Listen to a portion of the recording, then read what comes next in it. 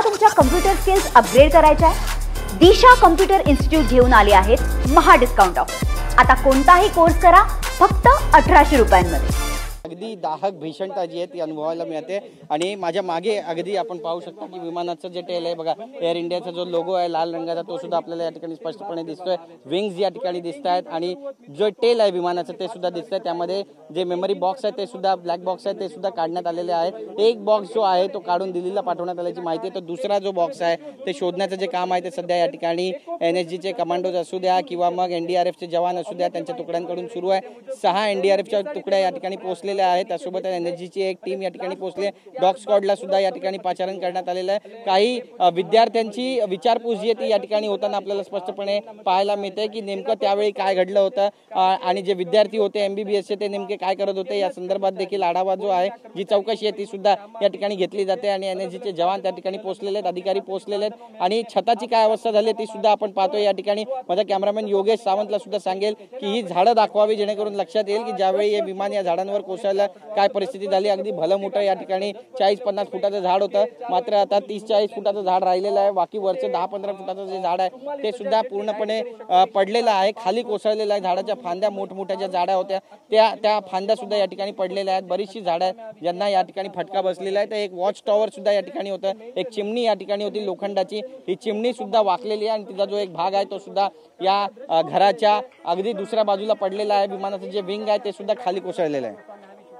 Air India ની તમે ફ્લાઇટમાં બેસો તો તેની સીટમાં પણ ડખા હોય, તમે એર इंडिया ની ફ્લાઇટમાં બેસો तो फ्लाइट नक्कीच या ठिकाणी MBBSचे जे विद्यार्थी आहेत ते आपल्याला पाहायला मिळतात आणि त्यांच्याकडून माहिती घेतली जाते की जे मेसमध्ये विद्यार्थी होते त्यांनी काय काय पाहिलं आणि ज्यावेळी ही घटना घडली त्यावेळी कुठून धूर निघाला, कुठल्या कशा स्वरूपाचा आवाज आला आणि कुठल्या रस्त्याने हे सगळे पळाले होते आणि ज्यावेळी ही घटना घडली त्यावेळी किती यात्री होते याची सुद्धा माहिती या विद्यार्थ्यांकडून घेतली जाते। कारण हे MBBSचे जे विद्यार्थी आहेत ते या ठिकाणी जेवणासाठी आले होते अशी माहिती होते। बरेचसे MBBSचे विद्यार्थी त्यांचा जीव सुद्धा यामधून वाचलेला आहे आणि हा एक चमत्कारच म्हणावा लागेल, कारण अगदी मोठा स्फोट या ठिकाणी झाला आणि या स्फोटाची जी दाहकता आहे ती या MBBSच्या विद्यार्थ्यांनी सुद्धा अनुभवलेली आहे। भीतीचं वातावरण त्यांच्यामध्ये आहे, मात्र तरी देखील आपण पाहतोय की जे कमांडोज या ठिकाणी पोहोचलेले त्यांना ही सगळी इत्थंभूत माहिती देताना हे MBBSचे जे विद्यार्थी ते पाहायला मिळतात। या संपूर्ण परिसरामध्ये आपण पाहतोय की बॅरिकेडिंग करण्यात आलेली आहे आणि बॅरिकेडिंग करून या ठिकाणी जे अवशेष आहेत ते सध्या शोधण्याचं काम सुरू आहे। काही पेट्या ज्या आहेत त्या सुद्धा या ठिकाणी भेटलेल्या बघा,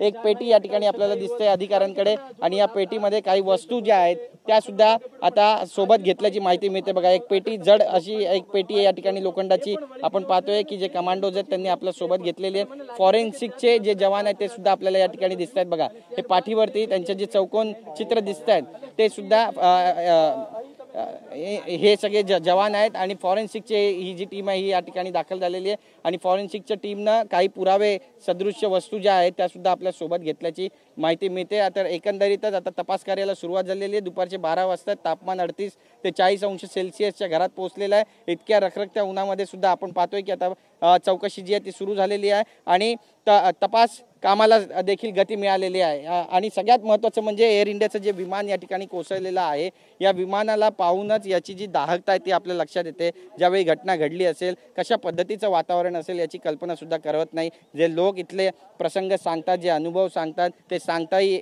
शब्दात मांडण्यासारखे नाही आहेत, कारण इतकी भीषण परिस्थिती या संपूर्ण परिसरामध्ये होती। आगीचे लोळ होते, मृतदेहांचा खच या ठिकाणी पडला होता आणि आता जे नातेवाईक आहेत त्यांना सुद्धा या ठिकाणी यासाठी बोलवलं जातंय कारण मृतदेहांची ओळखच पटत नाहीये। त्यांचा DNA घेतला जाईल आणि मग DNAच्या माध्यमातून तो DNA मृतांशी जुळवला जाईल आणि मग कोणता मृतदेह कुणाचा हे ठरवलं जाईल आणि त्यानंतर ते मृतदेह नातेवाईकांच्या स्वाधीन केले जातील। अक्षरशः दुःखांचा डोंगर या सगळ्या नातेवाईकांच्या मनावर कोसळलेला आहे आणि त्यामुळे यातून सावरण्याचं एक फार मोठं आव्हान जे आहे ते सुद्धा यांच्या समोर आहे। मी माझा कॅमेरामॅन योगेश सावंतला सांगेल की विमान दाखवा। बघा, ज्यावेळी हे विमान आलं होतं त्यावेळी हे विमान इतक्या उंचीवर असतं, निखिला इतक्या उंचीवर हे विमान असतं, मात्र काल जेव्हा हे विमान कोसळलं तेव्हा अगदी 60 ते 70 फूट उंचीवरती हे पोहोचलं होतं आणि यानंतर अगदी 30 फूट उंचीवर जाऊन हे विमान कोसळलं।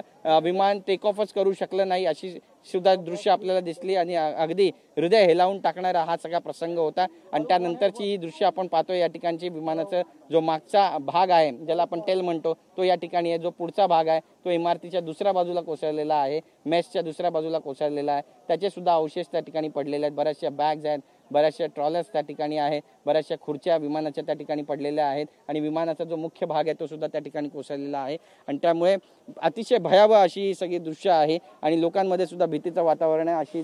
अशी घटना घडू नये याची देखील प्रार्थना वारंवार केली जाते। दरम्यान ही सगळी दृश्य आपण पाहतोय बघा, या ठिकाणी फॉरेन्सिकची टीम पोहोचलेली आहे, एक पेटी त्यांच्याकडे आहे आणि काही अवशेष जे आहेत ते या ठिकाणी गोळा करण्याचं जे काम आहे ते त्यांच्याकडून केलं जात आहे। बघा, पिशवी जी आहे ती या ठिकाणी मागवलेली आहे, हातामध्ये ग्लोव्स त्यांनी घातलेले आहेत आणि हे सगळे जे अवशेष आहेत ते यामध्ये गोळा करण्याचं जे काम आहे ते सध्या फॉरेन्सिकच्या टीमकडून सुरू झालेलं आहे। फॉरेन्सिकची टीम विमान ज्या ठिकाणी कोसळलेलं आहे त्या इमारतीच्या टेरेसवर पोहोचलेली आहे आणि टेरेसवर पोहोचून हे सगळे जे अवशेष आहेत ते एकत्र करण्याचं सध्या जे काम आहे ते युद्धपातळीवर सुरू झालेलं आहे। या घटनेनंतर परिसरामध्ये अगदी शोकसागरामध्ये हा संपूर्ण परिसर बुडालेला आहे आणि अशा घटना घडू नये यासाठी काही ठोस उपाययोजना सुद्धा करायला हव्यात।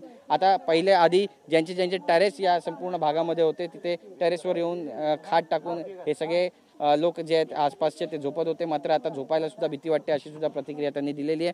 सगळ्यात महत्त्वाचं म्हणजे अगदी 2 किलोमीटरच्या अंतरावरती इथून एअरपोर्टचा परिसर आहे आणि एअरपोर्टच्या परिसरापासून हा संपूर्ण भाग जो आहे तो अगदी जवळचा परिसर आहे। ज्यावेळी 1:38ला उड्डाण घेतलं होतं त्यावेळी अगदी 1:38ला 10-20 सेकंदाचाच केवळ त्या ठिकाणी फरक असावा आणि हे विमान येऊन या ठिकाणी कोसळलं। तर ही सगळी दृश्य पुन्हा एकदा माझ्या कॅमेरामॅनला सांगेल की दाखवावी। बघा, एकीकडे रोप बांधण्याचं काम जे आहे ते सध्या या इमारतीच्या वर सुरू आहे, तर दुसरीकडे जी फॉरेन्सिकची टीम आहे तिनं पुरावे सदृश्य ज्या वस्तू मिळत आहेत त्या एकत्र करायला सुरुवात केलेल्या आहेत। इमारतीच्या टेरेसवरची ही सगळी दृश्य आपण पाहतोय की कशा पद्धतीने या ठिकाणी आता ऑपरेशनला सुरुवात झालेली आहे। एकीकडे रोप बांधले जात आहेत तर दुसरीकडे पुरावे जे आहेत ते गोळा केले जातात। काही पुरावे सापडतात का याचा शोध घेतला जातोय। एक ब्लॅक बॉक्स जो आहे तो शोधण्याचा प्रयत्न या ठिकाणी वारंवार केला जातोय, मात्र बरेचसे अवशेष या ठिकाणी पडलेले आहेत। इमारतीचे काही अवशेष सुद्धा आहेत, त्यामध्ये विमानाचे सुद्धा अवशेष या ठिकाणी पडलेले आहेत आणि या सगळ्यांमधून तो जो एक ब्लॅक बॉक्स आहे हरवलेला आहे तो ब्लॅक बॉक्स शोधण्याचा जो प्रयत्न आहे तो या ठिकाणी केला जातोय। ही सगळी दृश्य जर पाहिली तर लक्षात येतं की अतिशय भयंकर आणि दुर्दैवी अशी ही सगळी घटना होती आणि यानंतर लोकांमध्ये सुद्धा भीतीचं वातावरण या संपूर्ण घटनेनंतर पसरलेलं आहे आणि नेमकं हा आता विमानाचा जो मागचा भाग आहे तो कधीपर्यंत काढला जाणार आहे, ब्लॅक बॉक्स कधीपर्यंत भेटणार आहे, नातेवाईकांची DNA चाचणी कधीपर्यंत पूर्ण होणार आहे आणि जे मृतदेह त्यांच्या नातेवाईकांचे आहे ते त्यांच्या स्वाधीन कधीपर्यंत केले जाणार आहे याचीच वाट पाहिली जाते। मला तुमच्या कम्प्युटर स्किल्स अपग्रेड करायच्या आहे? दिशा कम्प्युटर इन्स्टिट्यूट घेऊन आले आहेत महा डिस्काउंट ऑफर। आता कोणताही कोर्स करा फक्त 1800 रुपयांमध्ये।